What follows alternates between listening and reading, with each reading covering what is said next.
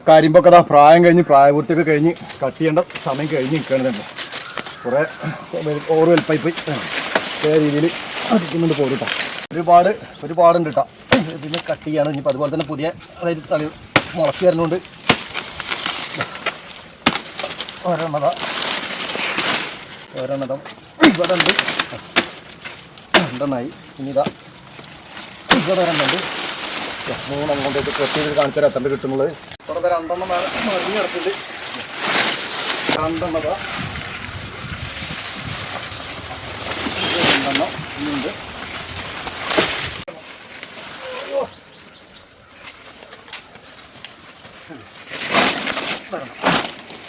ഇതിനൊക്കെ അതാ പീസാക്കി എടുക്കാൻ പോവാണ്. എന്നിട്ട് വേണം അതൊക്കെ ഒന്ന് പൊളിച്ച് റെഡിയാക്കാൻ.